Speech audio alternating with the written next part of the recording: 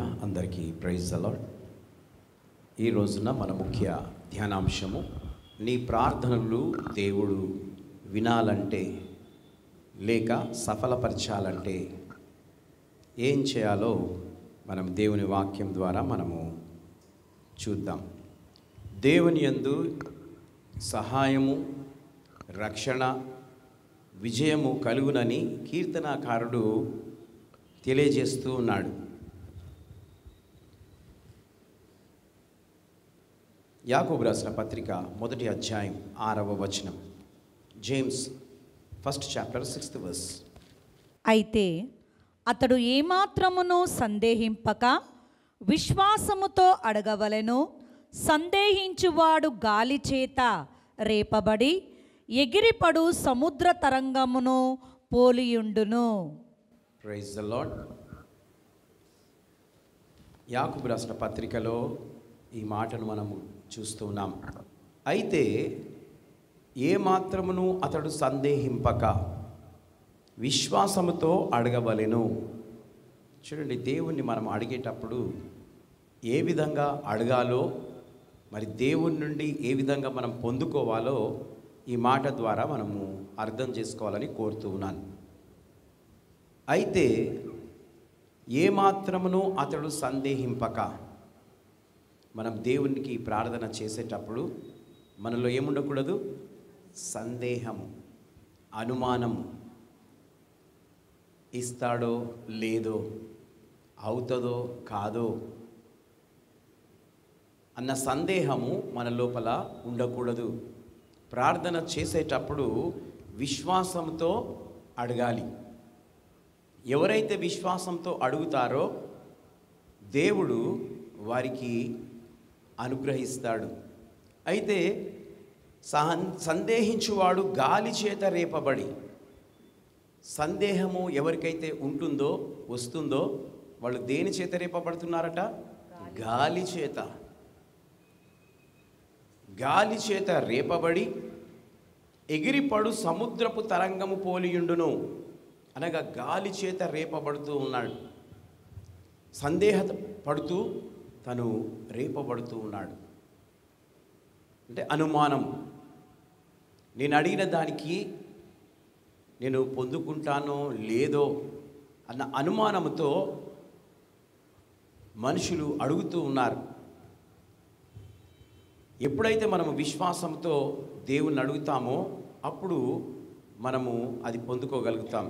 కాబట్టి ఇక్కడ దేవుని వాక్యంలో మొట్టమొదటిగా మనం చూస్తుంది ఏంటంటే, పై వచనం చదవమ్మా, 5th verse. మీలో ఎవనికైనను జ్ఞానము కొదవగా ఉన్న ఎడల అతడు దేవుణ్ణి అడగవలెను, అప్పుడది అతనికి అనుగ్రహింపబడును. ఆయన ఎవనిని గద్దింపక అందరికీ ధారాళంగా దయచేయువాడు. Praise the lord. జ్ఞానం ఎవరికైనా కొదువుగా ఉంటే అతడు దేవుణ్ణి అడగవలెను. అప్పుడు ఆయన ఎవ్వరిని గద్దింపక అందరికీ ధారాళముగా ఆయన దయచేస్తాడంట. అంటే దేవుని మనము అడగవలెను. అప్పుడు దేవుడు మనం అడిగింది ఆయన అనుగ్రహిస్తాడు. నిజమే, దేవునికి స్తోత్రం. మనము అనేక రకాలుగా ఎన్నో వాటి కొరకు దేవుణ్ణి అడుగుతూ ఉంటాం. ఎన్నో రకాలుగా జ్ఞానం అనగా చదువుకునేవారు జ్ఞానం అడగాలి దేవుణ్ణి. ఉద్యోగం చేస్తున్నవారు జ్ఞానం అడగాలి. ప్రయాణం చేస్తున్నవారు జ్ఞానం అడగాలి. ఏదైనా పని చేసేటప్పుడు జ్ఞానం అడగాలి. ఏదైనా కట్టేటప్పుడు జ్ఞానం అడగాలి. అనేక విధాలుగా పెళ్ళిళ్ళు చేసుకోవాలంటే దేవుణ్ణి అడగాలి. సంతానం కావాలంటే దేవుణ్ణి అడగాలి. పాస్ కావాలంటే దేవుణ్ణి అడగాలి. ఉద్యోగం కావాలంటే దేవుణ్ణి అడగాలి. నిజమే, ఎన్నో రకాలైన అడగడము మనము అలవాటు చేసుకున్నాం. ఇవన్నీ కూడా విశ్వాసంతో మనము అడిగితే మనం పొందుకోగలుగుతాం. హల్లెలూయా. సందేహంతో అడిగితే మనము ఏది కూడా పొందుకోలేము.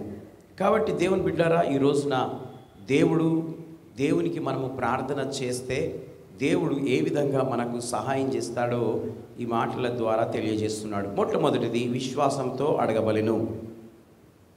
రెండవది మత్తయి సువార్త 6వ అధ్యాయం 5వ వచనం. Matthew 6th chapter 5th verse. మరియు మీరు ప్రార్థన చేయునప్పుడు వేషధారుల వలె ఉండవద్దు, మనుషులకు కనబడవలనని సమాజ మందిరములోనూ వీధుల మూలలలోనూ నిలిచి ప్రార్థన చేయుట వారికి ఇష్టము, వారు తమ ఫలము పొందియున్నారని నిశ్చయముగా మీతో చెప్పుచున్నాను. Praise the Lord. మీరు ప్రార్థన చేయనప్పుడు వేషధారుల వలె ఉండకూడదు. చూడండి, మనం ప్రార్థన చేసేటప్పుడు వేషధారుల వలె ఉండకూడదు అని వాక్యం సెలవిస్తూ ఉంది. బుర్ర కథలు, డ్రామాస్, ఫిలిం యాక్టర్స్ వాళ్ళు ప్రదర్శన చేసే ప్రదర్శనలో వేషాలు వేసుకుంటారు. వేషధారణ నీవు ప్రార్థన చేసేటప్పుడు ఉండకూడదు. వాళ్ళు వేషాలు వేస్తారు, కానీ నువ్వు వేషాలు వేయకూడదు. నీవు ప్రార్థన చేసేటప్పుడు వేషధారి వలె ఉండకూడదు. మనుషులకు కనబడేవలనని ప్రార్థన చేయకూడదు. మూలలలో నిలిచి ప్రార్థన చేయకూడదు. ఈ విధంగా ప్రార్థన పరులు చేస్తూ ఉన్నారు.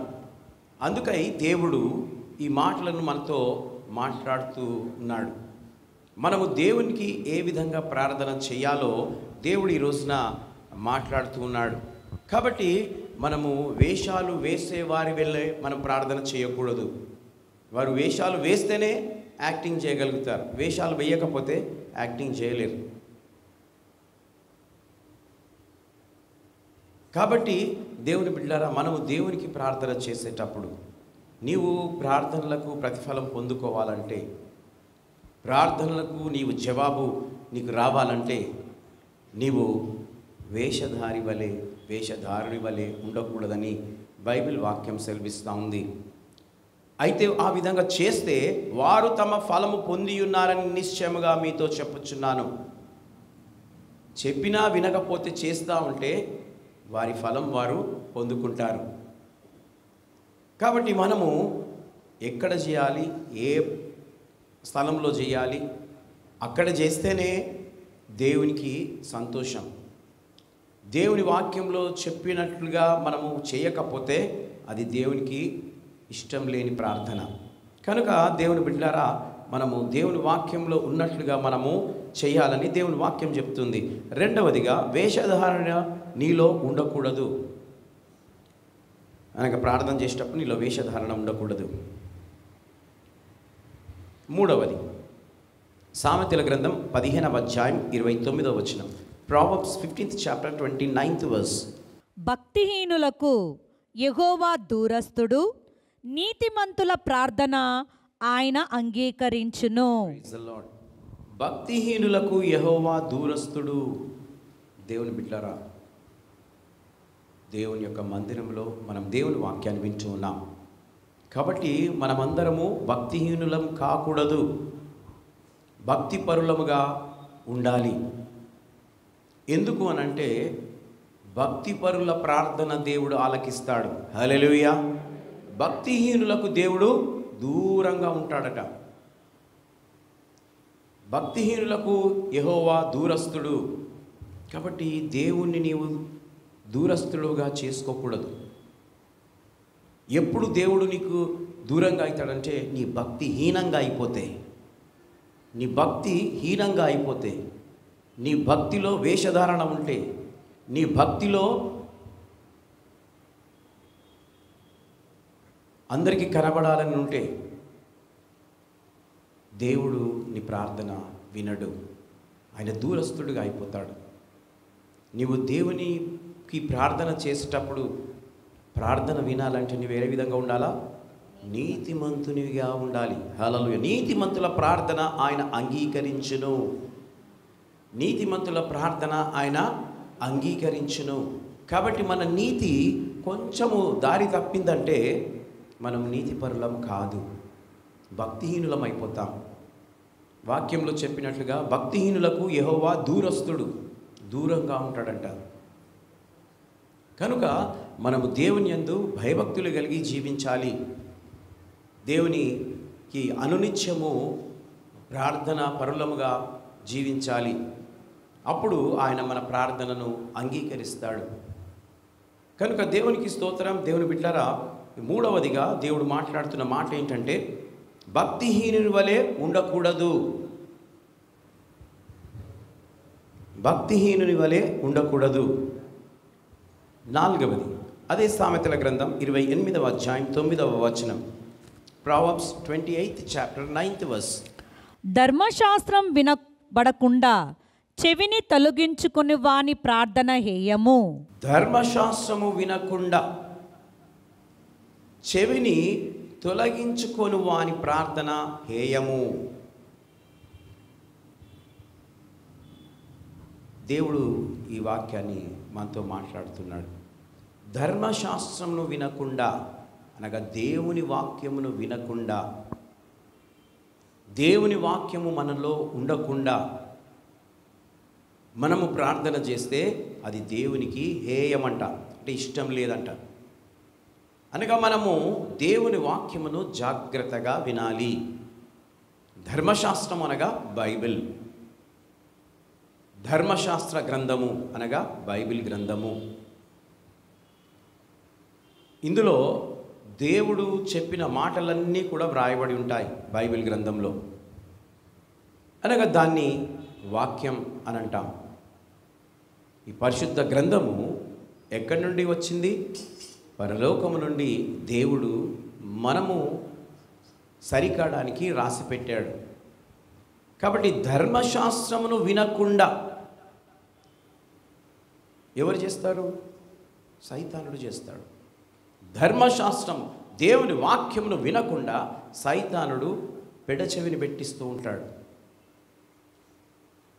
ఆ విధంగా పెట్టే వారి యొక్క పరిస్థితి ఏంటంటే వారి ప్రార్థన నేను ఆలకించను అని అంటున్నాడు. అది నాకు హేయమైంది. కాబట్టి ఎవరైతే వాక్యమును వింటారో వారి ప్రార్థన నేను ఆలకిస్తాను, వారి ప్రార్థనకు జవాబునిస్తాను, వారి ప్రార్థన ప్రతిఫలం చేస్తాను. హల్లెలూయా. వారికి తగినట్లుగా ఫలాన్ని నేను అనుగ్రహిస్తాను అని అంటూ ఉన్నాడు. కనుక దేవుని బిడ్డలారా, ఈ రోజున నాలుగవదిగా వాక్యమునకు నీవు లోబడాలి. నాలుగవదిగా వాక్యమునకు నీవు లోబడాలి. దేవుని వాక్యము చాలా ప్రాముఖ్యమైనది. కనుక దేవునికి స్తోత్రం. నాలుగవదిగా వాక్యమునకు నీవు లోబడవలెను. ఐదవది కీర్తనల గ్రంథం 66వ అధ్యాయం 18వ వచనం. Psalms 66th chapter 18th verse. నా హృదయములో నేను పాపమును లక్ష్యము చేసిన ఎడల ప్రభువు నా మనవి వినకపోవును. Praise the Lord. నా హృదయములో నేను పాపము లక్ష్యము చేసిన ఎడల. ఎవరి హృదయంలో? మీరంతా అనండి, నా హృదయంలో. Praise the Lord. ఎవరి హృదయంలో? నా హృదయములో నేను పాపము లక్ష్యము చేసిన ఎడల. అనగా నా హృదయంలో నేను పాపము పెట్టుకొని ప్రార్థన చేస్తే ఆ ప్రార్థన దేవుడు అంగీకరించడు. కాబట్టి నీవు ప్రార్థన చేసేటప్పుడు మొట్టమొదట నీ పాపములను నీవు ఒప్పుకోవాలి, నీ హృదయాన్ని పరిశుద్ధపరచుకోవాలి. అప్పుడు దేవుడు నీ ప్రార్థనను వింటాడు. పాపం పెట్టుకున్న ప్రార్థన దేవుడు వినడు. కాబట్టి మనము ఆ పాపాన్ని తొలగించుకొని ప్రార్థన చేస్తే దేవుడు మన ప్రార్థనను వింటానని మాట్లాడుతూ ఉన్నాడు. ప్రియమైనటువంటి దేవుని బిడ్డలారా, అందుకే యేసు ప్రభుల వారు 1 యోహాను 1వ అధ్యాయం 9వ వచనంలో ఒక చక్కటి మాట మన కొరకు రాసి పెట్టాడు. మన పాపములను మనము ఒప్పుకొనిన ఎడల, మన పాపములను మనము ఒప్పుకొనిన ఎడల ఆయన నమ్మదగిన వాడును, నీతిమంతుడును గనుక ఆయన మన పాపములను క్షమించి సమస్త దుర్నీతి నుండి మనలను పవిత్రులుగా చేయును. Praise the Lord. మనలను సమస్త దుర్నీతి నుండి పవిత్రులుగా చేస్తాడంట. ఏం తొలగించి? పాపములు తొలగించి. ఆయన రక్తము, ఆ యేసుక్రీస్తు వారి రక్తము మనలను మన పాపముల నుండి విముక్తులుగా చేస్తూ ఉంది. ఎందుకు అంటే ఆయన నమ్మదగిన దేవుడు. హల్లెలూయా. నీవు ఒప్పుకుంటే నీ హృదయంలో నుండి ఆ పాపములను తొలగించి నీ ప్రార్థనను ఆలకిస్తాడు. కాబట్టి దేవుని బిడ్డలారా, ఈ విధంగా దేవుడు మరి మాట్లాడుతూ ఉన్నాడు. నీ ప్రార్థనలు దేవుడు సఫలపరుస్తాడు, ఆలకిస్తాడు.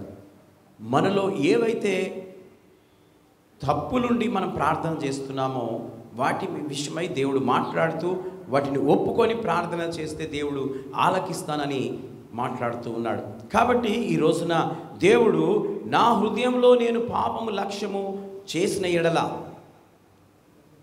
మన హృదయంలో పాపము లక్ష్యము చేస్తే మన ప్రార్థన దేవుడు ఆలకించినట్టున్నాడు. ప్రభువు నా మనవి వినకపోవును. వినుడట. కాబట్టి దేవుని బిడ్డలారా, దేవుడు ఈ యొక్క 5వదిగా నీ హృదయంలో పాపం ఉండకూడదు. 5వదిగా నీ హృదయంలో పాపం ఉండకూడదు. 6వది యాకోబు రాసిన పత్రిక 4వ అధ్యాయం 3వ వచనం.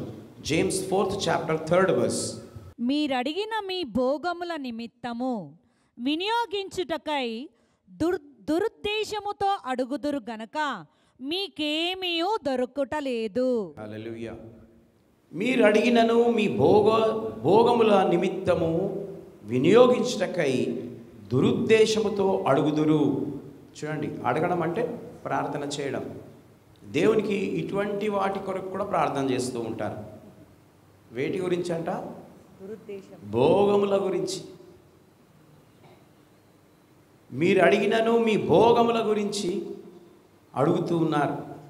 అది కూడా ఎట్లా అడుగుతున్నారు? దురుద్దేశముతో అడుగుతూ ఉన్నారు.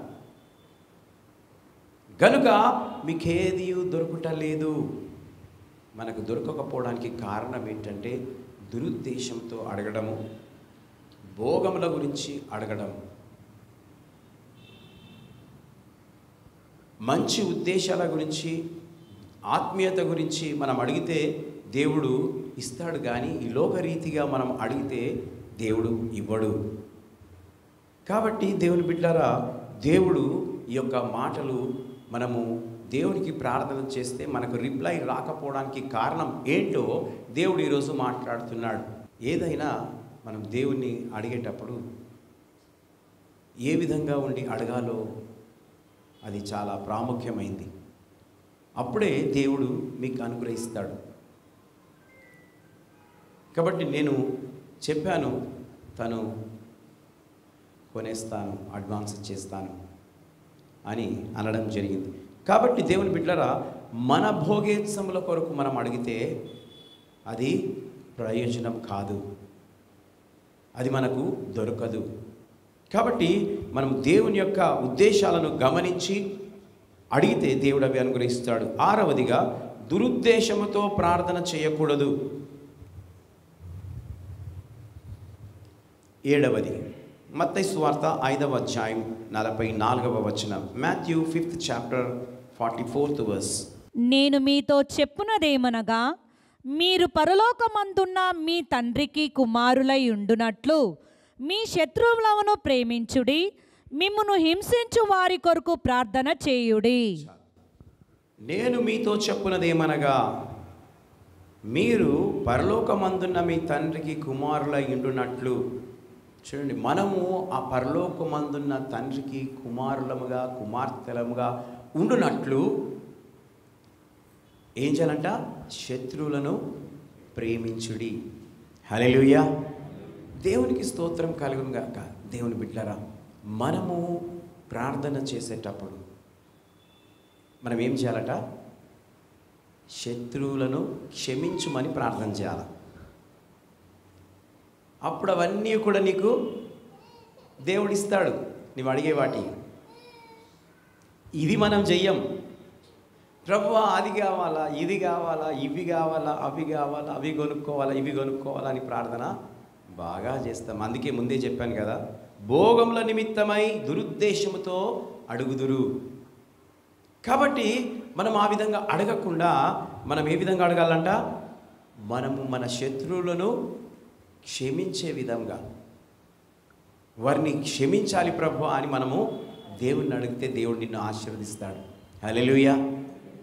దేవుని యొక్క ఆశీర్వాదము ఎలా వస్తుంది అంటే మనము మన శత్రువులను ప్రేమించాలి. వారిని ప్రేమించాం. మనకు కీడు చేసినప్పుడు వారిని ఎట్లా ప్రేమిస్తామా? ప్రేమించం. కానీ క్షమాపణ అన్న కోరొచ్చు కదా. వాళ్ళతోటి కాకపోయినా దేవుని మందిరంలో దేవునికి చెప్పాలా, అయ్యా నాకు వారి శత్రువులు ఉన్నారు, మరి నా ప్రార్థనని వింటలేవు, వారిని క్షమించు నాయన, వారిని క్షమించు ప్రభువా అని మనము దేవుణ్ణి అడగాల. అడిగితే దేవుడు ఏం చేస్తాడు? మనల్ని క్షమిస్తాడు. హల్లెలూయా. సరే, నా కొరకు నువ్వు ప్రార్థన చేస్తున్నావు కాబట్టి ఈ శత్రువులు కొరకు నేను క్షమిస్తాను అని దేవుడు మరి మనల్ని క్షమిస్తాడు. కనుక ప్రియమైనటువంటి దేవుని బిడ్డరా, ఈ రోజున దేవుడు నీ ప్రార్థనలు దేవుడు సఫలపరచాలంటే ఏం చేయాలో దాని విషయమై దేవుడు ఈ రోజున మాట్లాడాడు. మొట్టమొదటిగా నీవు ప్రార్థన దేవునికి చేసేటప్పుడు విశ్వాసంతో అడగవలెను. రెండవది, వేషధారణ నీలో ఉండకూడదు. మూడవది, భక్తిహీనుని వలె ఉండకూడదు. నాలుగవది, వాక్యమునకు నీవు లోబడవలెను. ఐదవది, నీ హృదయంలో పాపం ఉండకూడదు. ఆరవది, దురుద్దేశంతో ప్రార్థన చేయకూడదు. ఏడవది, శత్రువులను ప్రేమించాలి. నా ప్రియ సంగమ విశ్వాసులారా, నీ జీవితంలో ఎలాంటి వారైనా ఎదుర్కొనుటకు